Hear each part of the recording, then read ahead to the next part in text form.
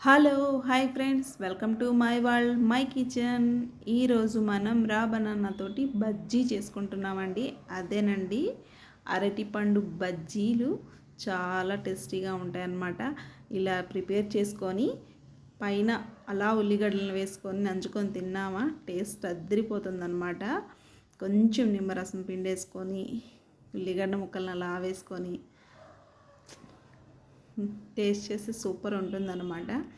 మీరు ఒకసారి ట్రై చేయండి. వీడియో కానీ నచ్చిందా లైక్ చేయండి, షేర్ చేయండి, సబ్స్క్రైబ్ చేసుకోండి. కొత్తగా మన ఛానల్ చూసేవాళ్ళు సబ్స్క్రైబ్ చేసుకోవడం మర్చిపోకండి. పక్కనే ఉన్న బెల్ బటన్ని క్లిక్ చేయండి. ఆల్ మీద క్లిక్ చేసి పెట్టుకోండి.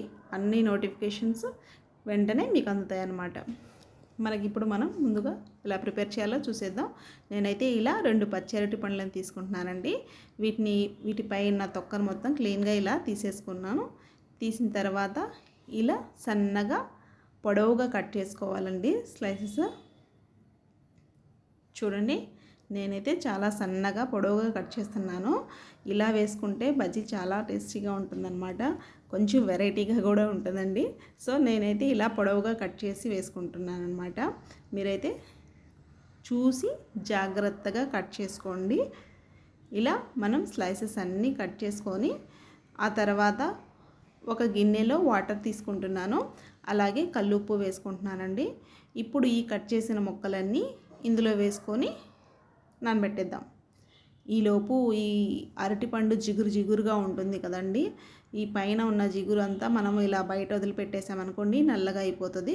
సో ఉప్పు నీళ్ళలో వేసి కొంచెం సేపు నానబెట్టేద్దాం. ఈలోపు మనం కావలసిన పిండిని ప్రిపేర్ చేసుకుందాం. నేనైతే ఒక 1 కప్పు శనగపిండి, ఒక 1/2 కప్పు బియ్యం పిండి 2 కలిపి చల్లించుకొని తీసుకుంటున్నానండి. ఇలా బియ్యం పిండి వేసుకోవడం వల్ల మనకి బజ్జీ క్రంచీగా తయారవుతుంది అండ్ టేస్టీగా కూడా ఉంటుంది అన్నమాట. ఆ తర్వాత ఇందులో ఒక 1 or 2 స్పూన్స్ సాల్ట్, కారము, అలాగే వంట సోడా వేసుకోవాలండి.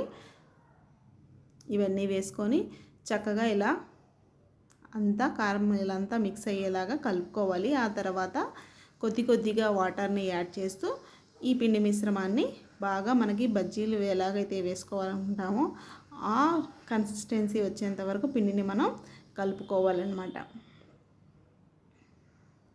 చూడండి, మనకి ఈ అరటి ముక్కల పైన ఉన్న జిగురు చూసారా, తెల్లగా బంకలుగా సాగుతుంది కదా. ఇప్పుడు ఇవంతా క్లీన్గా కడుక్కోవాలన్నమాట. నీట్గా కడిగి మనం తీసుకుందాం. బయట వదిలేసామా నల్లగా అయిపోతాయి అన్నమాట. సో మనం ఉప్పు నీళ్ళలో నానబెట్టేసుకోవాలి.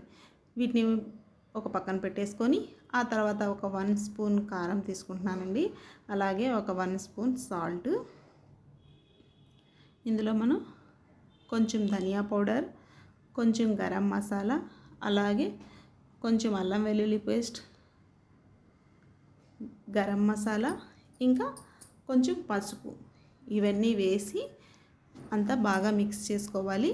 సో టైట్గా ఉంటుంది కాబట్టి కొద్దిగా వాటర్ని యాడ్ చేసుకుంటూ మరీ లూజ్ చేయకండి. కొంచెం పేస్ట్లా ఉండేలాగా కలుపుకుందాం. ఆ తర్వాత ఇలా అన్ని ముక్కలన్నిటికీ ఈ మసాలా పట్టేటట్టుగా ఇలా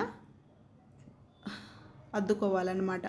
ఈ ముక్కలన్నిటికీ ఇలా మసాలా పట్టించి మనం వీటిని పక్కన పట్టేసుకుందాం. ఈలోపు ఆయిల్ని హీట్ చేసుకుందామండి. చూడండి, ఆయిల్ హీట్ అయిపోయింది.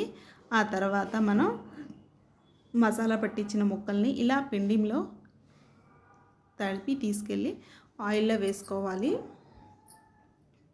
సో చూసి జాగ్రత్తగా వేసుకోండి. ఇలా మనం ఒక్కొక్కటిగా ఆయిల్లో వేసుకోవాలన్నమాట.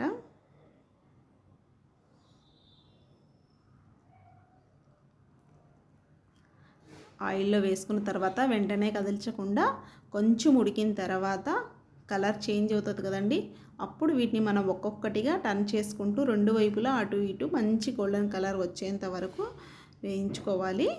ఇలా ఫ్రై అయిన తర్వాత చూడండి, ఇవన్నీ మనకి దూరగా వేగాయి.